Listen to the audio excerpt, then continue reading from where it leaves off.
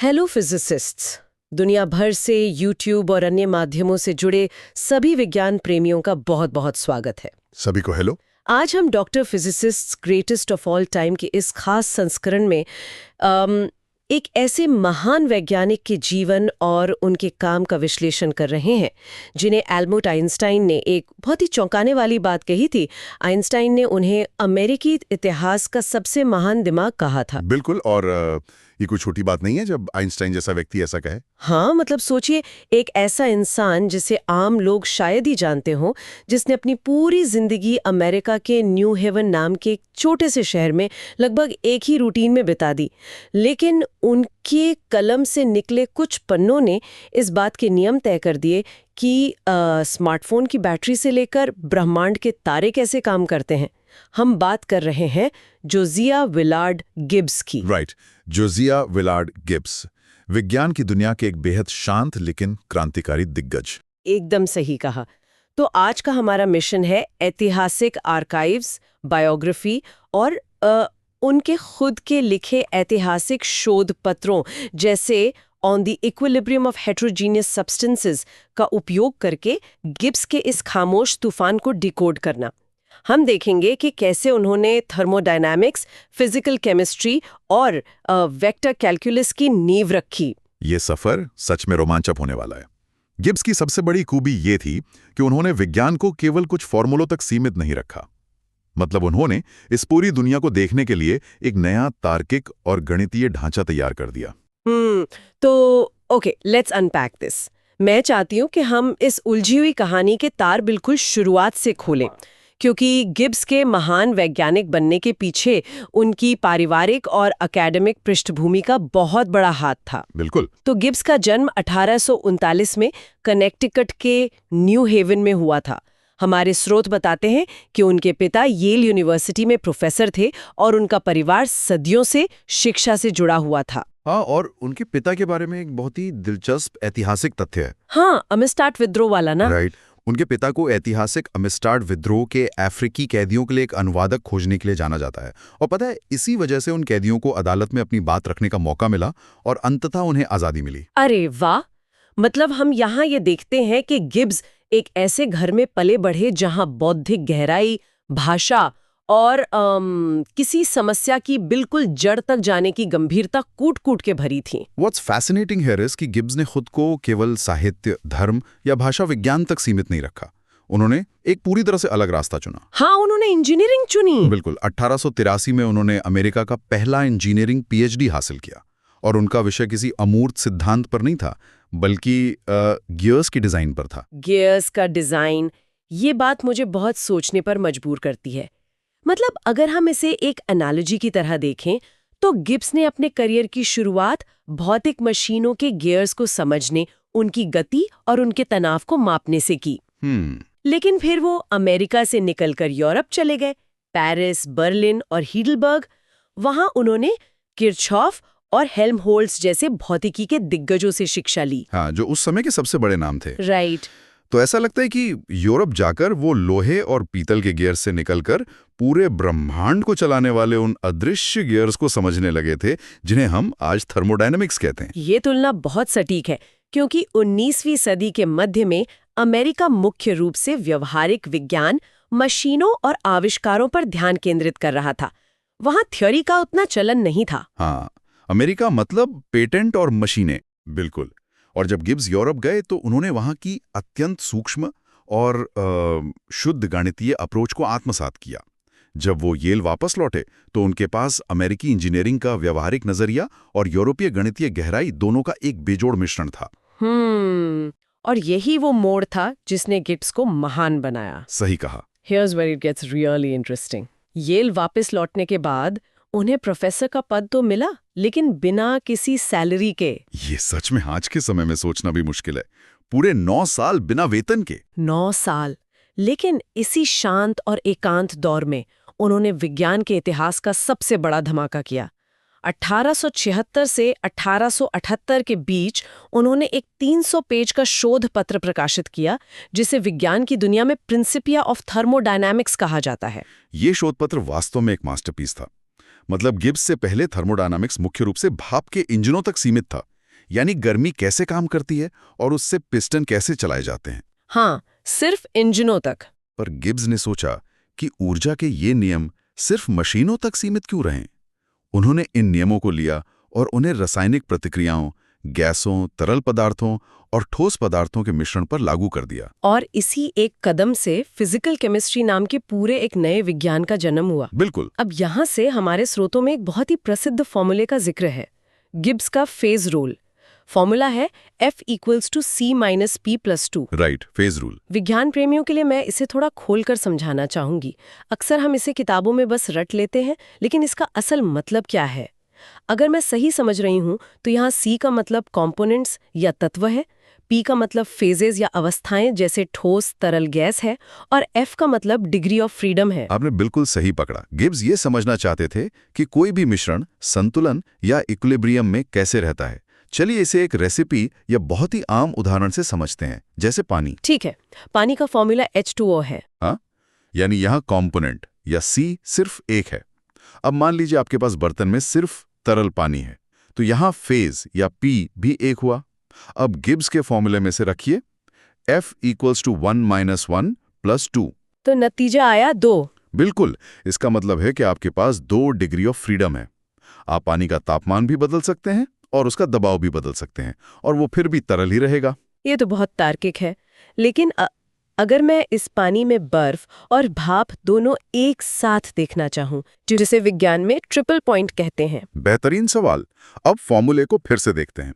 Component C अभी भी एक है, लेकिन अब आप 3 अवस्थाएं या फेज एक साथ चाहते हैं, बर्फ, पानी और भाप, तो P हो गया 3। ओके, तो F=1 - 3 + 2। नतीजा आया 0। एकदम सही, 0। इसका मतलब है 0 डिग्री ऑफ फ्रीडम। गिब्स का गणित हमें बिना किसी प्रयोग के बता रहा है कि प्रकृति में केवल एक विशिष्ट तापमान और एक विशिष्ट दबाव ही ऐसा हो सकता है जहां ये तीनों अवस्थाएं एक साथ मौजूद रह सकती हैं। अरे वाह, मतलब अगर मैंने तापमान या दबाव में जरा सा भी बदलाव किया तो ये संतुलन टूट जाएगा और कोई एक अवस्था गायब हो जाएगी। बिल्कुल, कोई एक अवस्था तुरंत गायब हो जाएगी। ये सच में दिमाग को चकरा देने वाला है। मतलब एक रसायन वैज्ञानिक को अपनी प्रयोगशाला में अलग-अलग तापमान पर बार-बार प्रयोग करके देखने की जरूरत ही नहीं है। गिब्स ने अपनी मेज पर बैठे-बैठे बस गणित से साबित कर दिया कि बर्तन के अंदर क्या होने वाला है। और इसी से जुड़ी है गिब्स फ्री एनर्जी और केमिकल पोटेंशियल की अवधारणा। हाँ, मैंने इसके बारे में पढ़ा है। अगर मैं इसे ऐसे सोचूं कि हर सिस्टम या पदार्थ थक कर बस आराम करना चाहता है, तो क्या गिब्स यही बता रहे थे कि रासायनिक प्रतिक्रियाएं क्यों होती हैं? आप बिल्कुल सही दिशा में सोच रहे हैं। गिब्स ने दुनिया को बताया कि ब्रह्मांड की हर चीज सबसे कम ऊर्जा वाली अवस्था में जाना चाहती है। जैसे एक गेंद पहाड़ी से लुढ़ककर नीचे घाटी में आकर रुकना चाहती है। बिल्कुल सटीक उदाहरण। गिब्स फ्री एनर्जी वही मापदंड है। अगर किसी रासायनिक प्रक्रिया के होने से गिब्स फ्री एनर्जी कम होती है, तो वो प्रक्रिया अपने आप या स्पॉन्टेनियसली हो जाएगी। और केमिकल पोटेंशियल? केमिकल पोटेंशियल वो धक्का है जो अणुओं को एक अवस्था से दूसरी अवस्था में धकेलता है। गिब्स ने साबित किया कि ऊर्जा किस दिशा में बहेगी, ये पूरी तरह से गणितीय रूप से तय है। और उनका ये काम इतना प्रभावशाली था कि जेम्स क्लर्क मैक्सवेल, जो खुद उस समय के सबसे बड़े वैज्ञानिकों में से एक थे, वो गिब्स के इस पेपर से इतने प्रभावित हुए कि उन्होंने गिब्स के थर्मोडायनामिक सरफेस का एक 3D प्लास्टर मॉडल खुद अपने हाथों से बनाया और इंग्लैंड से येल भेजा। मैक्सवेल जैसे दिग्गज का एक अनजान अमेरिकी प्रोफेसर के लिए ऐसा करना, यह साबित करता है कि गिब्स का काम कितना ग्राउंड ब्रेकिंग था। बिल्कुल। मैक्सवेल समझ गए थे कि गिब्स ने थर्मोडायनामिक्स की पूरी मैक्रोस्कोपिक तस्वीर साफ कर दी है। मैक्रोस्कोपिक यानी बड़े स्तर पर। हाँ, बड़े स्तर पर इंजन, रसायन और तापमान कैसे काम करते हैं, यह सुलझ चुका था। लेकिन गिब्स का दिमाग यहां रुकने वाला नहीं था। वो जानना चाहते थे कि अगर हम पानी के एक ग्लास को अणुओं के अत्यंत सूक्ष्म स्तर पर देखें, तो थर्मोडायनामिक्स के ये नियम वहां कैसे काम करते हैं। यहीं से जन्म हुआ स्टैटिस्टिकल मैकेनिक्स का। और ये शब्द स्टैटिस्टिकल मैकेनिक्स गिब्स ने ही गढ़ा था। 1902 में उन्होंने अपनी महान पुस्तक प्रकाशित की। So what does this all mean? मैं समझाता हूं। पर एक सेकंड, मैं यहाँ थोड़ा रुककर एक सवाल पूछना चाहती हूँ। उस समय मैक्सवेल और बोल्ट्जमैन जैसे महान वैज्ञानिक पहले से ही गैसों के कणों के टकराने का अध्ययन कर रहे थे ना? काइनेटिक थ्योरी मौजूद थी, तो फिर गिब्स को अचानक इसमें एन्सेम्बल या वर्चुअल कॉपियों की कल्पना करने की क्या जरूरत पड़ी? This raises an important question, और विज्ञान के इतिहास में यह बहुत अहम बिंदु है। बोल्ट्जमैन का तरीका बहुत शानदार था, लेकिन उसकी एक बहुत बड़ी सीमा थी। क्या सीमा थी? बोल्ट्जमैन का पूरा ढांचा इस बात पर निर्भर था कि आपको कणों के आपस में टकराने के नियमों को समझना होगा। लेकिन सोचिए, एक ग्लास पानी में ही अरबों खरबों कण होते हैं जो लगातार एक दूसरे से टकरा रहे हैं। हाँ, उन सभी को ट्रैक करना तो असंभव है। बिल्कुल, उन सभी की सटीक दिशा, गति और उनके टकराव को ट्रैक करना नामुमकिन है। अगर कणों के बीच का बल थोड़ा भी जटिल हो गया तो बोल्ट्जमैन का गणित फेल होने लगता था। गिब्स ने इस समस्या को एक बिल्कुल अलग नजरिए से देखा। तो गिब्स ने इस अरबों कणों की भीड़ को कैसे संभाला? गिब्स ने कहा, हमें एक एक कण के पीछे भागने की कोई जरूरत नहीं है। इसके बजाय उन्होंने संभावनाओं का सहारा लिया। उन्होंने एन्सेम्बल का विचार दिया। एन्सेम्बल? हाँ, इसका मतलब है आप जिस सिस्टम को देख रहे हैं, मान लीजिए गैस का एक डिब्बा, अपने दिमाग में उस डिब्बे की लाखों करोड़ों वर्चुअल कॉपियां बना लीजिए। हर कॉपी में कणों की स्थिति थोड़ी अलग होगी। अच्छा, कुछ कॉपियों में ऊर्जा ज्यादा होगी, कुछ में कम। सही कहा। अब गिब्स ने इन सभी करोड़ों संभावनाओं का एक साथ औसत निकाल लिया। अरे वाह! मतलब उन्होंने एक तरह के मल्टीवर्स की कल्पना की जहां हर ब्रह्मांड में कणों की व्यवस्था अलग है और फिर उन सब का एवरेज निकाल लिया। एकदम सटीक एनालॉजी है ये। और इसे व्यवस्थित करने के लिए गिब्स ने 3 तरह के एन्सेम्बल बनाए जो आज भी भौतिकी का आधार हैं। पहला था माइक्रो कैनोनिकल एन्सेम्बल। इसे आप एक पूरी तरह से सील किए हुए थर्मस की तरह सोच सकती हैं। थर्मस मतलब जिसमें से ना तो ऊर्जा अंदर बाहर जा सकती है और ना ही कण। बिल्कुल, यहाँ ऊर्जा पूरी तरह से स्थिर होती है। Isolated system. ठीक है, और दूसरा? दूसरा है कैनोनिकल एन्सेम्बल। इसे आप एक ऐसी बंद बोतल की तरह समझें जिसे आपने एक बड़े स्विमिंग पूल में डाल दिया है। ओके, मतलब बोतल के अंदर का पानी पूल के पानी से नहीं मिल सकता, यानी कण फिक्स है। हाँ, पर पूल की गर्मी या ठंडक बोतल के अंदर जा सकती है। यानी ये सिस्टम अपने आसपास के वातावरण के साथ ऊष्मा का आदान प्रदान कर सकता है, जिससे इसका तापमान स्थिर रहता है। गए। और तीसरा ग्रैंड कैनोनिकल एन्सेम्बल? ये सबसे व्यवहारिक और खुला सिस्टम है। इसे आप एक बिना ढक्कन के गर्म चाय के कप की तरह सोचें। अच्छा, मतलब चाय ठंडी हो रही है तो ऊष्मा साझा हो रही है, और भाप बनकर पानी उड़ रहा है तो कण भी साझा हो रहा है। बिल्कुल। गिब्स ने इन 3 एन्सेम्बल के गणितीय ढांचे तैयार किए, और सबसे बड़ी बात यह थी कि जब आप गिब्स के इन संभावित मॉडल्स का औसत निकालते हैं तो हूबहू वही नियम सामने आते हैं जिन्हें हम थर्मोडायनेमिक्स कहते हैं। ये सचमुच अद्भुत है। बोल्ट्जमैन जहां कणों के टकराव में उलझे थे, गिब्स ने बस संभावनाओं का औसत निकालकर पूरी तस्वीर ही साफ कर दी। हाँ, उन्होंने एक शॉर्टकट निकाल लिया जो हमेशा सही काम करता था। और मेरे ख्याल से गिब्स के तरीके की सबसे बड़ी जीत तब हुई जब क्वांटम मैकेनिक्स का जन्म हुआ, क्योंकि क्वांटम दुनिया में तो कण वैसे भी गेंदों की तरह नहीं टकराते, वहां सब कुछ असंभावनाओं पर ही चलता है। आपने बिल्कुल सही निष्कर्ष निकाला है। जब 20वीं सदी में क्वांटम फिजिक्स आई तो न्यूटन के नियम फेल हो गए, बोल्ट्जमैन के कई नियम संघर्ष करने लगे, लेकिन गिब्स का स्टैटिस्टिकल मैकेनिक्स जस का तस खड़ा रहा। क्योंकि उनका गणित इस बात पर निर्भर ही नहीं करता था कि कण कैसे टकरा रहे हैं। राइट। उनका एन्सेम्बल मॉडल इतना बुनियादी था कि वो आज भी क्वांटम मैकेनिक्स और मशीन लर्निंग में इस्तेमाल होता है। बिना क्वांटम दुनिया को जाने भविष्य का ढांचा तैयार कर देना, ये किसी जीनियस का ही काम हो सकता है। लेकिन इस ढांचे या गणितीय भाषा की बात करें तो हमारे स्रोत विज्ञान के इतिहास के एक बहुत ही दिलचस्प युद्ध का जिक्र करते हैं, द ग्रेट वेक्टर वॉर। हाँ, ये भौतिकी के इतिहास का एक बहुत चर्चित विवाद है। मैं यही सोच रही थी कि गिब्स, जो एक बहुत ही शांत रहने वाले एकांत प्रिय इंसान थे, जिन्होंने अपनी पूरी जिंदगी न्यू हेवन में शांति से गुजार दी, आखिर वो एक सार्वजनिक विवाद में क्यों उलझ गए? यह विवाद 1890 के दशक में नेचर पत्रिका के पन्नों पर लड़ा गया था।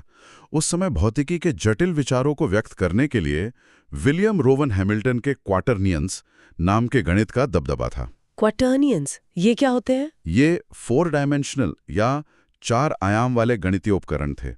गिब्स को लगा कि ये भौतिक वास्तविकता को समझने के लिए बहुत जटिल और अनावश्यक था। If we connect this to the bigger picture, हाँ, मतलब गिब्स के लिए गणित सिर्फ ब्लैकबोर्ड पर खेलने का एक खेल नहीं था, बल्कि ब्रह्मांड को डिकोड करने का एक टूल था। बिल्कुल। दिक्कत ये थी कि क्वाटर्नियंस में स्केलर, जिसमें केवल मात्रा होती है, और वेक्टर, जिसमें मात्रा और दिशा दोनों होती हैं, वे एक साथ जुड़े हुए थे। अच्छा। गिब्स ने देखा कि भौतिक दुनिया में स्केलर और वेक्टर बिल्कुल अलग-अलग तरह से काम करते हैं।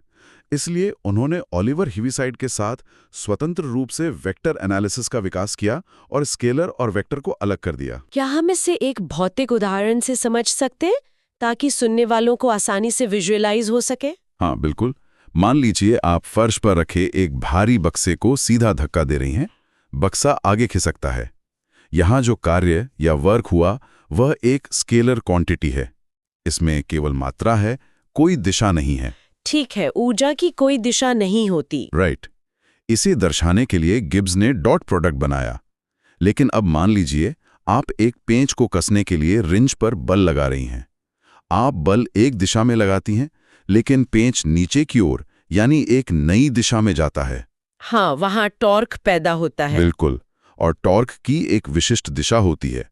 इसे दर्शाने के लिए उन्होंने क्रॉस प्रोडक्ट बनाया। ये एनालॉजी बहुत ही स्पष्ट है, कार्य के लिए डॉट प्रोडक्ट और टॉर्क के लिए क्रॉस प्रोडक्ट। लेकिन क्वार्टरनियंस के समर्थकों को ये पसंद नहीं आया होगा, है ना? बिल्कुल नहीं। पीटर गुथरी टेट जैसे कट्टर समर्थकों का मानना था कि गिब्स ने हैमिल्टन के सुंदर गणित को काट छांट कर एक भद्दा रूप दे दिया है। उन्होंने गिब्स की आलोचना की। जी हाँ, लेकिन गिब्स ने बहुत ही शालीनता से बिना किसी व्यक्तिगत हमले के नेचर पत्रिका में अपने तरीके का बचाव किया। उन्होंने साफ कहा कि हमें ब्रह्मांड को समझने के लिए बेवजह की 4 डायमेंशनल जटिलता की जरूरत नहीं है, जब 3 डायमेंशन में काम हो सकता है। और इतिहास गवाह है कि जीत गिब्स की ही हुई। आज पूरी दुनिया के इंजीनियरिंग और फिजिक्स के छात्र गिब्स का ही वेक्टर कैलकुलस पढ़ते हैं। सही बात है। डॉट प्रोडक्ट, क्रॉस प्रोडक्ट और डेल ऑपरेटर के बिना आधुनिक भौतिकी की कल्पना भी नहीं की जा सकती। यही गिब्स की सबसे बड़ी विरासत है। उन्होंने सिर्फ वैज्ञानिक समस्याओं को सुलझाया ही नहीं, बल्कि उन्हें सुलझाने के लिए एक नई सरल गणितीय भाषा भी बनाई। तो विज्ञान प्रेमियों, हम गिब्स के इस सफर के अंतिम पड़ाव पर पहुंच चुके हैं। अगर हम आज की इस चर्चा को समेटें तो गिब्स का पूरा जीवन जटिलता को सरलता में बदलने का एक प्रयास था। बिल्कुल। चाहे वो फेज रूल हो, एन्सेम्बल्स हो या वेक्टर कैलकुलस, उन्होंने प्रकृति के हर धागे को गणित के जरिए सुलझाया। और उनका काम आज हमारे स्मार्टफोन के प्रोसेसर से लेकर इंडस्ट्रियल केमिस्ट्री और मशीन लर्निंग तक हर जगह मौजूद है। एकदम सही। तो doctor physicist greatest of all time के इस सफर को यहीं विराम देते हुए मैं सुनने वालों के लिए गहरा और विचारोत्तेजक सवाल छोड़कर जाना चाहती हूँ। इस पर अपने स्तर पर जरूर विचार कीजिएगा। जोसिया विलार्ड गिब्स ने अपना पूरा जीवन न्यू हेवन में एक अविवाहित व्यक्ति के रूप में बिताया। उन्होंने कभी प्रसिद्धि की चाह नहीं रखी, ना कोई बड़ा लेक्चर टूर किया, ना अखबारों में इंटरव्यू दिए। उन्होंने बस एक एकांत और शांत जीवन जिया, और उनके शोध को दुनिया भर में पहचाने जाने में दशकों लग गए, क्योंकि उन्होंने कभी इसका ढिंढोरा नहीं पीटा। बहुत ही एकांत जीवन था उनका। तो सोचने वाली बात यह है, क्या इस पूर्ण एकांत और बाहरी दुनिया के शोर शराबे से अलगाव नहीं उनके दिमाग को इतने गहरे स्तर पर सोचने की आज़ादी दी? क्या वो एन्सेम्बल जैसे विचार सिर्फ इसलिए सोच पाए क्योंकि वो दुनिया से कटे हुए थे? ये सच में एक बहुत गहरा सवाल है। या फिर अगर उन्होंने दुनिया के सामने आकर अपने काम का जोर शोर से प्रचार किया होता, बाकी वैज्ञानिकों से रोजाना बहस की होती, तो क्या आज विज्ञान दशकों आगे होता? क्या विज्ञान में महानता हासिल करने के लिए एकांत और खामोशी जरूरी है, या फिर अपने विचारों के विकास के लिए शोर मचाना और दुनिया से टकराना भी उतना ही आवश्यक है? इस गहरे सवाल के साथ हम आज की इस चर्चा को यहीं समाप्त करते हैं। गिब्स के विचारों और विज्ञान की इस अद्भुत दुनिया में हमारे साथ जुड़ने के लिए बहुत बहुत धन्यवाद।